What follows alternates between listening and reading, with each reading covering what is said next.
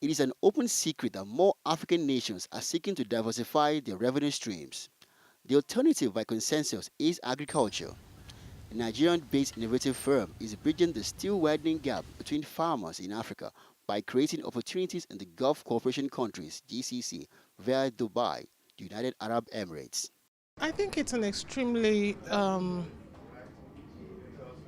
profitable venture given the potential that agriculture has, given Nigeria's position in terms of even if you imagine in terms of land space and the opportunity that we have within agriculture. We have very arable lands and we have good yields. The problem we have though is a lot of wastage. Some weaknesses could be limiting profitability for farmers. I see Nigeria making huge steps in the next 5 years, progress-wise. You've got the potential, you have the climate, you have the soils, you have the people that are engaged in farming, that want to be farmers, that have farming at heart, that have grown up in farming villages. So from that perspective, you have everything. What you don't have is you don't have quality seeds with the right genetics.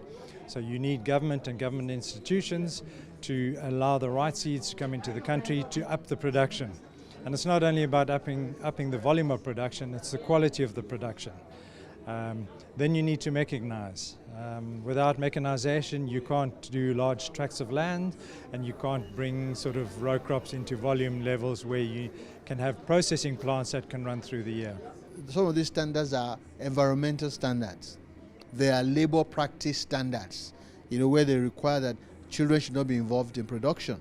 And when people go to the shelves to buy products from their shops in the developed countries, they actually take time to look at the information on the product to see whether that product actually meets with specified standards. Now, the demonstration that it does is the certificate they see on the packaging that shows that that product has been submitted to conformity assessment and certified as being in conformity with the standards that they operate by.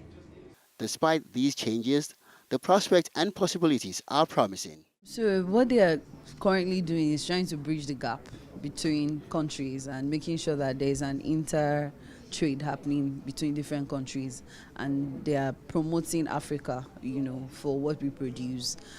So I see it as an opportunity for us to do so many things and export what we produce, especially if we are able to solve the issue around making sure we reach the standard that these other countries will produce. Agriculture is the next investment cash cow, a promising investment source that could do with more publicity, information, and guidance. Nasir Afolabi Agbalaya, New Central TV, Lagos.